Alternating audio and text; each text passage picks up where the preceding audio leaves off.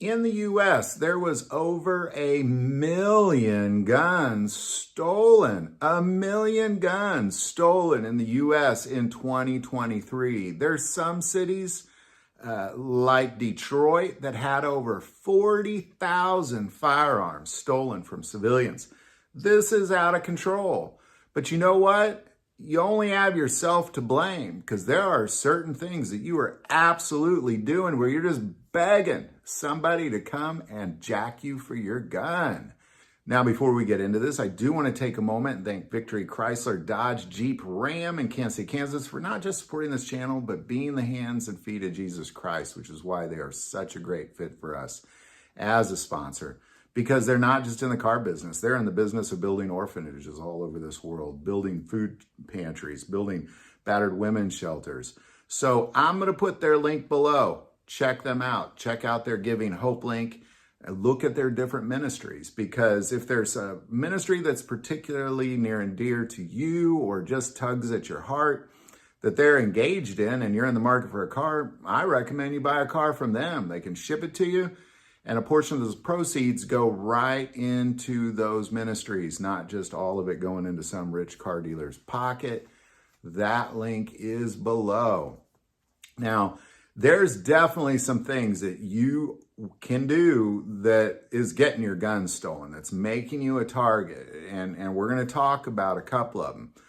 I'm going to start by saying that I strongly believe that your guns should always be on you or locked in a safe, period. No other scenario do I recommend. And no scenarios there are guns just laying around or guns just kind of stuffed under your car seat or whatever, around your house, that sort of thing. On you or in a safe. You want multiple safes around the house? So be it. But here's the things that make you a target. Number one, open carrying. Now, there's a couple things I'm going to say about open carrying. I'm all for it, open carry. But there's two things that you're doing that make you a target when you open carry. One, if you have a holster that's not very restrictive, meaning it's really kind of loosey-goosey in there, or it's just stuffed in your belt loop or something like somebody's going to take it. Like unless you have eyes on the back of your head, and you're constantly scanning the room for people coming up. I mean, just YouTube, people getting their guns stolen from their holster. It's everywhere. All sorts of people getting jacked for their guns. Now, here's the other thing is have a high retention holster if you're going to open carry. But the other piece is I'm going to ask you a question. How often do you train on keeping that handgun while you fight with somebody trying to take it from you? How often have you done that? Because police have to do it. This is part of their training. They have to fight for that gun as training.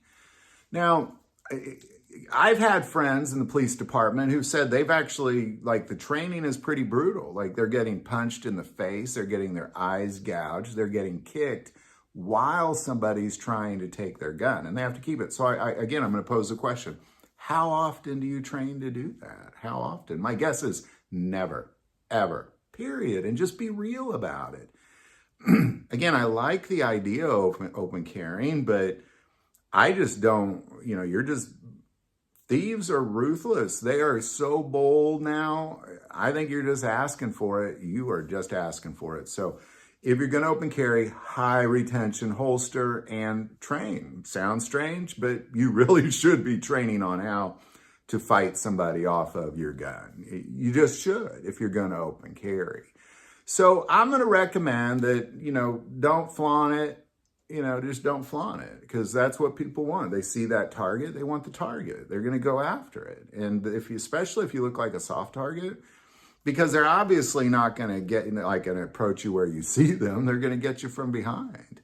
So, again, if you're going to open carry, high retention holster, and I recommend you train to fighting people off of your gun.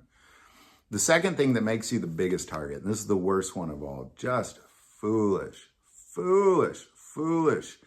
Most guns stolen in America are stolen out of cars. And here's the reality.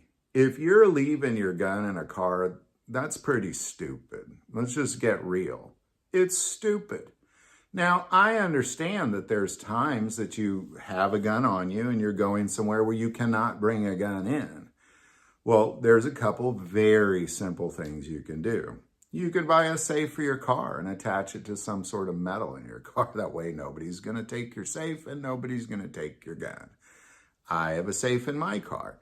If I have to leave a gun in my car, I leave it in a safe, which is attached to the car. So, this is a very affordable thing to do. You could pick up a safe at Cabela's or Walmart or online. I got some I'll recommend. I'll put them in the link below. But get a safe for your car. It's just foolish, At the very least, lock it in your glove box. At the very least, lock it in your glove box. But, here's the thing is a thief wouldn't even be breaking into your car trying to get a gun in the first place if you weren't advertising that you had a gun in the car. How do you advertise you have a gun in the car? By putting pro-Second Amendment stickers all over your car, putting little guns like SIG. Here's my little family of Glocks that I got. That's how you tell people you have a gun in your car.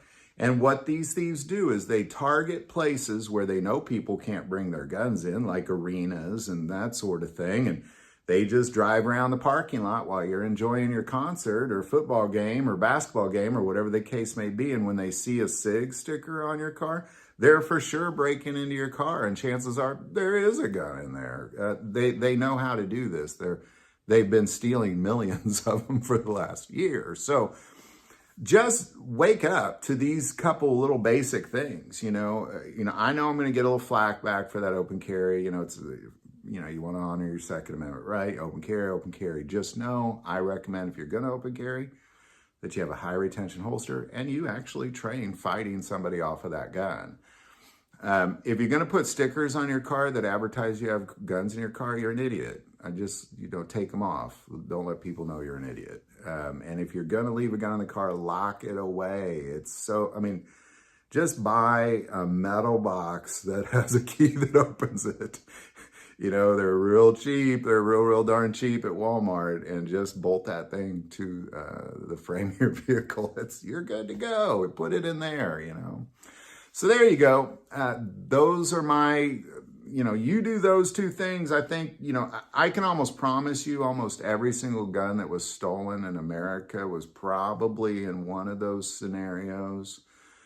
Or was left around the house while their house was being broken into and not locked away in a safe. Those are going to be your major ways of getting your gun stolen from you. And the big one, putting stickers on your car, you're just begging for it, begging to have your gun stolen. Any thoughts or insight on any of this, definitely put that below. I do want to take a moment and say that most people that watch this channel, they're not subscribers. Click that subscribe button. It greatly increases the algorithm and our ability to get these messages out. That link is below. But the most important part of this channel is we take prayer requests, and never hesitate to send that in.